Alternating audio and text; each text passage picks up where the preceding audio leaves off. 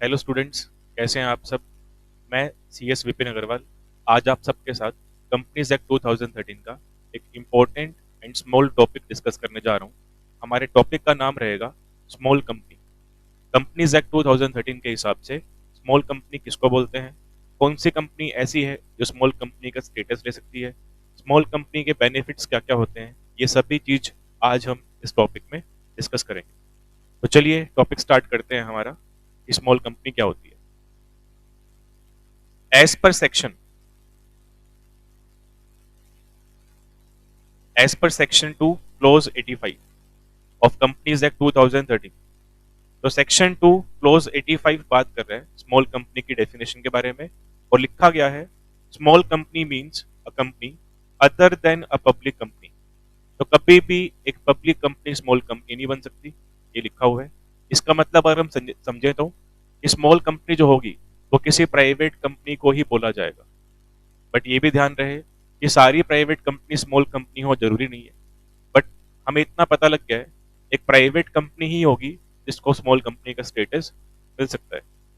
तो कह रहा है कि small company means a company other than a public company जिसकी paid up share capital does not exceed ₹4 CR। तो जो कंपनी स्मॉल कंपनी बनना चाहती है उसकी paid up share capital 4 CR से एक्सीड नहीं होनी चाहिए, मतलब मैक्सिमम 4 CR। आप इसको अप टू बोल सकते हो या मैक्सिमम बोल सकते हो, ₹4 CR और such higher amount as may prescribed it shall not be more than 10 CR। CG चाहे तो, सेंट्रल गवर्नमेंट चाहे तो इस 4 CR की अमाउंट को अमेंड कर सकती है और कहां तक लेके जा सकती है, ₹10 CR तक। तो फिलहाल लो की वजह से सीजी के पास पावर है कि सीजी प्रेजेंट में जो 4 CR की अमाउंट है उसको अमेंड करके 10 CR तक कर सकती है, उससे एक्सीड नहीं कर सकती। एंड फिर एक कंडीशन और है साथ में कि आपको पेड अप शेयर कैपिटल तो चेक करनी करनी है, पेड अप शेयर कैपिटल के साथ साथ कंपनी की टर्नओवर भी चेक करनी है। तो कह रहे टर्नओवर जो है वो एज पर लेटेस्ट P&L कितनी होनी चाहिए, डज नॉट एक्सीड ₹40 CR। तो जिस कंपनी को आप स्मॉल कंपनी का स्टेटस दिलवाना चाहते हो उस कंपनी की टर्नओवर मैक्सिमम 40 CR होनी चाहिए, 40 CR को एक्सीड नहीं करनी चाहिए। और इस अमाउंट को भी सीजी चाहे तो एक्सटेंड कर सकता है, कहां तक, ₹100 CR तक।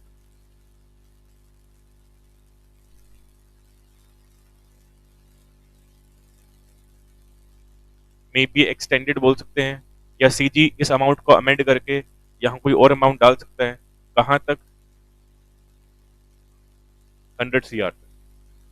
तो ये हमारी डेफिनेशन है एज पर सेक्शन 2 क्लोज 85 कि किसी भी कंपनी को स्मॉल कंपनी बनना है तो वो कंपनी, पहली बात तो पब्लिक कंपनी नहीं होनी चाहिए, दूसरी बात उस कंपनी की paid up share capital 4 CR को एक्सीड नहीं करनी चाहिए, एंड साथ में एक कंडीशन और है, कंपनी की जो टर्नओवर है वो भी 40 CR को एक्सीड नहीं करनी चाहिए। तो जो कंपनी इन कंडीशंस को सफिशिएंटली फॉलो कर लेती है उस कंपनी को आप स्मॉल कंपनी बोल सकते हो। Provided that nothing contained in this clause shall apply to. तो कह रहा है आपने जो ऊपर पढ़ा है, आपने जो क्लोज 85 पढ़ा है, हम पढ़ रहे हैं सेक्शन 2 क्लोज 85। तो कह रहा है क्लोज 85 में जो लिखा है वो इन कंपनीज पे एप्लीकेबल नहीं होता। सिंपल भाषा में बोले तो कि ये कंपनियां ऐसी है जो कभी स्मॉल कंपनी का स्टेटस नहीं ले सकती है। कौन कौन सी कंपनी, एक होल्डिंग कंपनी कभी भी स्मॉल कंपनी नहीं हो सकती, एक सब्सिडरी कंपनी भी कभी भी स्मॉल कंपनी नहीं हो सकती, कोई सेक्शन 8 कंपनी है, सेक्शन 8 कंपनी जिसको हम एनपीओ कंपनी बोल देते हैं, तो सेक्शन 8 कंपनी भी कभी स्मॉल कंपनी का स्टेटस नहीं ले सकती है। और एक ऐसी कंपनी या एक ऐसी बॉडी कॉरपोरेट जो गवर्नमेंट के स्पेशल एक्ट के अंदर बनाई गई है, तो स्पेशल एक्ट में बनी हुई कंपनी भी कभी स्मॉल कंपनी का स्टेटस नहीं ले सकती है।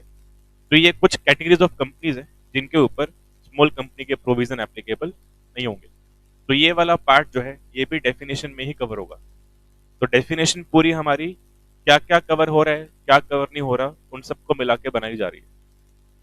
उसके बाद कुछ एडवांटेजेस दे रखे हैं आपको स्मॉल कंपनी के, कि अगर आपकी कंपनी स्मॉल कंपनी का स्टेटस होल्ड करती है तो आपको क्या कुछ एक्स्ट्रा बेनिफिट मिलते हैं जो किसी और कंपनी को नहीं मिलेंगे, only and only small company को मिलेंगे। जैसे कि laser number of board meetings. Small company जो है वो एक साल में कम बोर्ड मीटिंग कर सकती है अदर कंपनीज के कंपैरिजन में। Lenient compliance requirement. Small companies, जैसे कि आप नाम से समझ पा रहे हो कि स्मॉल कंपनी का जो काम करने का स्केल है वो लिमिटेड है, तो इसीलिए इनकी कंप्लायंसेस जो है वो भी कम रहती है। No need to enclose cash flow statement.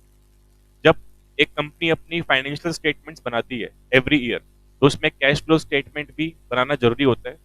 But अगर हमारी कंपनी स्मॉल कंपनी है तो हम अपनी फाइनेंशियल स्टेटमेंट्स के अंदर कैश फ्लो स्टेटमेंट चाहे ना बनाए, कोई इशू नहीं है, उसकी रिक्वायरमेंट भी नहीं है।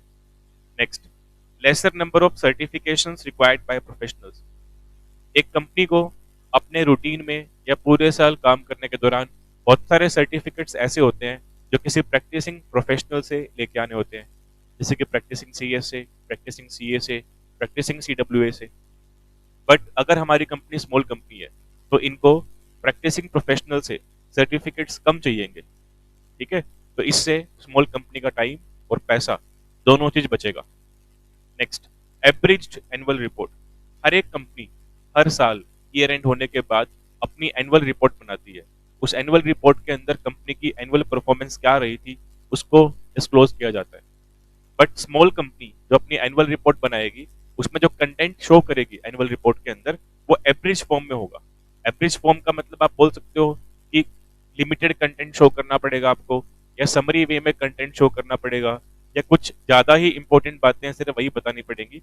ज्यादा डिटेल में एनुअल रिपोर्ट प्रिपेयर करने की नीड नहीं है, तो उससे टाइम सेव हो जाएगा। तो ये कुछ बेसिक बेनिफिट्स दे रखे हैं आपको जो स्मॉल कंपनी गेन कर सकती है। इन्हीं बेनिफिट्स को डिटेल में एक्सप्लेन कर रखा है। जैसे हमने अभी फर्स्ट पॉइंट लिखा हुआ है, फाइलिंग ऑफ एनुअल रिटर्न। हर एक कंपनी हर साल ईयर एंड हो जाने के बाद अपना एनुअल रिटर्न फाइल करती है, और उस रिटर्न को फाइल करने से पहले उसकी साइनिंग भी करवानी पड़ती है। तो रिटर्न को प्रॉपर तरीके से फिल किया जाता है, उसमें जो भी डेटा है वो सारा आपको डिस्क्लोज करना पड़ेगा, फिर उस पर साइनिंग होती है, उसके बाद ही वो रिटर्न हम फाइल करते हैं आरओसी के पास। तो यहाँ लिखा क्या गया है बेनिफिट्स के अंदर कि अगर कोई ऐसी प्राइवेट कंपनी जो स्मॉल कंपनी क्लासीफाई हो चुकी है, एक ऐसी प्राइवेट कंपनी जो स्मॉल कंपनी का स्टेटस होल्ड कर रही है, उस प्राइवेट कंपनी को अपनी एनुअल रिटर्न बनानी है, तो बनाने से मना नहीं किया, रिटर्न बनानी पड़ेगी आपको, कंपनी चाहे स्मॉल ही क्यों ना हो। बट बनाने के बाद जो साइनिंग के प्रोविजन है उसमें कुछ बेनिफिट्स दिए हुए हैं। Can be signed by a company secretary, और where there is no company secretary by a director of that company. तो ये बेनिफिट है हमारे लिए। स्मॉल कंपनी के एनुअल रिटर्न एक पर्सन साइन कर दे काफी है। वो एक पर्सन कौन होगा जो साइन करेगा? प्रेफरेंस कंपनी के सीएस को दी गई है। अगर कंपनी में सीएस अपॉइंटेड है तो वही साइन करेगा। अगर सीएस कंपनी में अपॉइंटेड नहीं है तो जितने भी डायरेक्टर कंपनी के अंदर है उनमें से कोई भी एक डायरेक्टर साइन कर दे, that will be compliance completed. ऐसा मान लिया जाएगा कि एनुअल रिटर्न को प्रॉपर तरीके से और सफिशिएंट नंबर ने साइन कर दिया है। अदर कंपनीज में क्या रहता है, अदर कंपनीज के अंदर कम से कम दो जने, मतलब दो पर्सन, दो ऑफिसर बोल दो आप, एनुअल रिटर्न को साइन करते होते हैं। बट यहाँ सिंगल साइन की रिक्वायरमेंट हो गई है, तो बेनिफिट बन गया हमारा। फिर बात कर रहे हैं बोर्ड रिपोर्ट की। बोर्ड रिपोर्ट भी जैसे एनुअल रिटर्न है उसी तरीके से बोर्ड रिपोर्ट होती है। बस बोर्ड रिपोर्ट जो होगी इसमें बोर्ड की परफॉर्मेंस के बारे में लिखा होता है। कंपनी के जो बोर्ड है, कंपनी के जो ग्रुप ऑफ डायरेक्टर्स हैं जिनको हम बोर्ड बोल देते हैं, तो बोर्ड ने पूरा साल क्या कुछ परफॉर्मेंस दी है, कैसा उनका काम रहा है, क्या कुछ काम किया गया है, कितनी बोर्ड मीटिंग एक साल में हुई थी, तो उन सब के बारे में डिस्क्लोज करते हैं बात। तो बोर्ड रिपोर्ट भी हर साल कंपनी के अंदर बनती होती है ईयर एंड हो जाने के बाद। तो कह रहे बोर्ड रिपोर्ट में जो कंटेंट आएगा ना वो लिमिटेड कंटेंट आएगा। अदर कंपनीज जो होती हैं, जो स्मॉल कंपनीज नहीं होती है, उनके बोर्ड रिपोर्ट में जो कंटेंट आता है वो ज्यादा आता है। बट अगर हमारी कंपनी स्मॉल कंपनी है तो आपको जस्ट ये लिमिटेड कंटेंट अपनी बोर्ड रिपोर्ट के अंदर शो करना पड़ता है। तो ये बेनिफिट हो गया हमारा कि बोर्ड रिपोर्ट का जो कंटेंट रहेगा वो लिमिटेड रहेगा। थर्ड, बोर्ड मीटिंग्स की बात कर रहे हैं कि अगर आपकी प्राइवेट कंपनी स्मॉल कंपनी का स्टेटस होल्ड कर रही है तो आपके उस प्राइवेट कंपनी को एक साल में कम से कम दो ही बोर्ड मीटिंग करने की नीड है, वो भी कैलेंडर ईयर के हिसाब से। अदर कंपनीज में एक साल में कम से कम 4 बोर्ड मीटिंग करनी पड़ती है। बट अगर हमारी कंपनी स्मॉल है तो फिर हम 4 बोर्ड मीटिंग्स नहीं करेंगे। मतलब लॉ बोलता है आप 4 बोर्ड मीटिंग्स मत करो चाहे, ठीक है? और 2 बोर्ड मीटिंग्स भी कैसे करनी है आपको? ईच हाफ में करनी है। तो each half of calendar year, मतलब जनवरी से लेकर के जून 30 तक आपको एक बोर्ड मीटिंग करनी है। फिर जुलाई 1 से लेके दिसंबर 31 के बीच में जो सेकंड हाफ बन जाएगा आपका, उसमें आपको एक बोर्ड मीटिंग और करनी है। और ध्यान रहे, 2 बोर्ड मीटिंग्स के बीच में गैप कम से कम, नॉट लेस देन, कम से कम 90 दिन का होना चाहिए। तो ये बोर्ड मीटिंग्स के बेनिफिट हमको दे रखे हैं स्मॉल कंपनी के लिए। कैश फ्लो स्टेटमेंट अभी हमने डिस्कस किया ही था कि अदर कंपनीज जो होती है, जो स्मॉल कंपनी नहीं होती है, उनको अपना फाइनेंशियल स्टेटमेंट रेडी करना पड़ता है, उसमें कैश फ्लो भी बनता होता है। बट अगर हमारी प्राइवेट कंपनी स्मॉल कंपनी का स्टेटस होल्ड कर रही है, तो हमको कैश फ्लो स्टेटमेंट प्रिपेयर करने की नीड नहीं होती है। फिर नेक्स्ट बेनिफिट दिया हुआ है रोटेशन ऑफ ऑडिटर्स का। अब ये क्या होता है? ऑडिटर कौन होते हैं? पहली बात तो ऑडिटर मतलब एक ऐसा इंडिपेंडेंट पर्सन जो एक कंपनी में ऑडिट करने के लिए जाता है। वो ऑडिट करने के दौरान क्या करेगा? कंपनी के जो बुक्स ऑफ अकाउंट्स बने हुए हैं उनको चेक करेगा, क्या वो एक्यूरेटली, क्या वो ट्रू एंड फेयर है कि नहीं है, क्या उनको प्रॉपर तरीके से बनाया गया है फिर नहीं बनाया गया। तो कंपनी अपने बुक्स ऑफ अकाउंट्स बनाती है और बाद में किसी प्रैक्टिसिंग सीए से, जो इंडिपेंडेंटली अपनी फर्म ऑपरेट कर रहा होगा, उसको अपॉइंट करेगी। और वो इंडिपेंडेंट प्रैक्टिसिंग सीए कंपनी में आकर के कंपनी के बने हुए बुक्स ऑफ अकाउंट्स को वेरीफाई करता है, ये जानने के लिए कि वो books of accounts true and fair है या फिर नहीं है। अब ऑडिटर जो होगा, एक कंपनी में अपॉइंट किया जाता है एक लिमिटेड टाइम के लिए, और वो लिमिटेड टाइम खत्म हो जाने के बाद उस ऑडिटर को रोटेट करना पड़ता है। रोटेट करना मतलब एक लिमिटेड टाइम के लिए एक ऑडिटर कंपनी में काम करेगा, उसके बाद आप उसको हटा करके नया लेके आते हो, ठीक है? ताकि एक ही पर्सन ऑडिटर बन के सालों साल तक कंपनी में काम ना करता रहे। ऐसा प्रोविजन लॉ में लिखा है हमारे कंपनी लॉ के अंदर। बट अगर हमारी कंपनी स्मॉल है, तो स्मॉल कंपनी को ऑडिटर को रोटेट करने की रिक्वायरमेंट नहीं है। आप उसे कंटिन्यू कर सकते हो, ठीक है? मतलब उसका टाइम पीरियड एक्सपायर हो गया है, खत्म हो गया है, आप उसको रीअपॉइंट कर सकते हो। फिर से टाइम एक्सपायर हो गया है, फिर से आप उसको रीअपॉइंट कर सकते हो। तो इस तरीके से रीअपॉइंटमेंट चलती रहेगी, आपको रोटेट करने की रिक्वायरमेंट नहीं है। Private companies not classified as small company must rotate their auditors every 5 year और 10 years as per the provisions of the act. अब ये कह रहे हैं जो कंपनी स्मॉल कंपनी नहीं होती है, एक ऐसी प्राइवेट कंपनी जो स्मॉल कंपनी नहीं है, उसको ऑडिटर अपॉइंट करना पड़ता है 5 साल के लिए, 10 साल के लिए। दो अलग अलग पीरियड लिखा हुआ है। 5 साल का लिखा हुआ है इंडिविजुअल के लिए, और 10 साल का लिखा हुआ है फर्म के लिए। अगर आप किसी इंडिविजुअल को अपनी कंपनी में क्या अपॉइंट करते हो ऑडिटर, तो वो इंडिविजुअल कंटिन्यूसली 5 ईयर्स के लिए कंपनी में एज अ ऑडिटर काम करेगा। उसके बाद वो कंपनी से हट जाएगा। अगर फर्म को आपने क्या बनाया हुआ है ऑडिटर, तो फर्म 2 टर्म के लिए काम कर सकती है, 2 टर्म के लिए, और 2 टर्म मिला के बन जाते हैं मैक्सिमम 10 ईयर्स। एक टर्म होता है मैक्सिमम 5 ईयर्स का, तो 2 टर्म मिला के बन जाते हैं 10 ईयर्स के लिए। तो फर्म ऑडिटर बन के एज अ ऑडिटर काम कर सकती है मैक्सिमम 10 ईयर्स के लिए। कौन कौन सी कंपनीज में ऐसा होता है कि आपको ऑडिटर रोटेट करना पड़ता है टाइम एक्सपायर हो जाने के बाद? कोई भी ऐसी कंपनी जिसकी पेड अप शेयर कैपिटल, कोई भी ऐसी मतलब प्राइवेट कंपनी जिसकी paid up share capital 50 CR से एक्सीड कर गई है, या फिर किसी प्राइवेट कंपनी ने कहीं से पैसा बोरो कर रखा है बैंक से, FI से, कितना, 50 CR या 50 CR से ज्यादा। तो इन प्राइवेट कंपनीज के अंदर आपको ऑडिटर रोटेट करना पड़ता है। बट अगर हमारी प्राइवेट कंपनी स्मॉल कंपनी के फॉर्म में काम कर रही है, तो रोटेशन के प्रोविजन हमारी स्मॉल कंपनी पे एप्लीकेबल नहीं होंगे।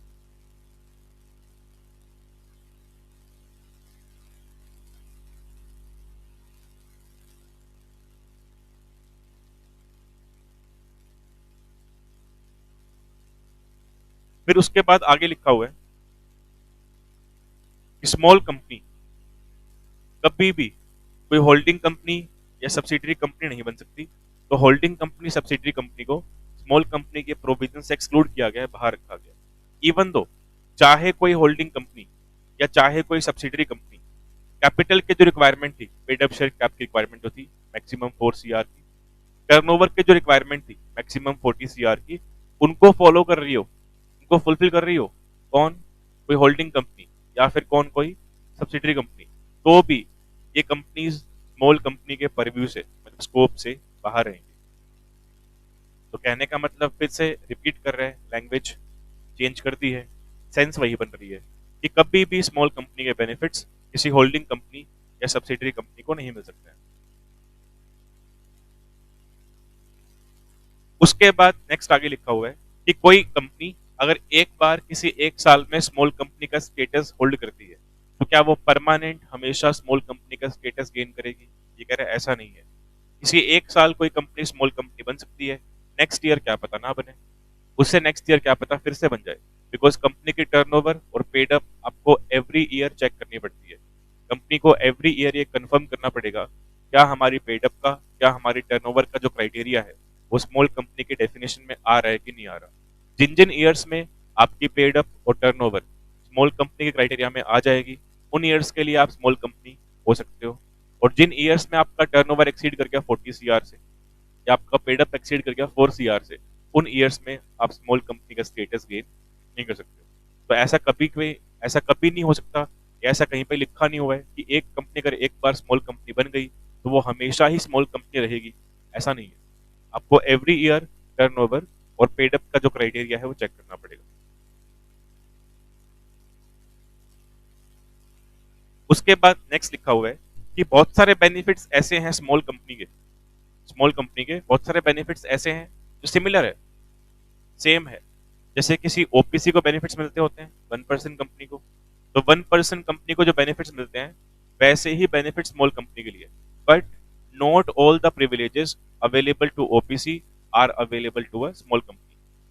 इसका मतलब एक ओपीसी को जितने भी बेनिफिट मिलते हैं कंपनी लॉ में, वो सारे बेनिफिट स्मॉल कंपनी को नहीं मिलते, सारे नहीं मिलते बट काफी हद तक रहते हैं उसके अंदर। ठीक है, तो यहाँ से हमको ये भी समझ आ रहा है कि ओपीसी के बेनिफिट ज्यादा होते हैं स्मॉल कंपनी से भी, ये लिखा गया है। फिर नेक्स्ट उसके बाद लिखा हुआ है कभी भी एक सेक्शन 8 कंपनी जो हमारी एनपीओ कंपनी होती है,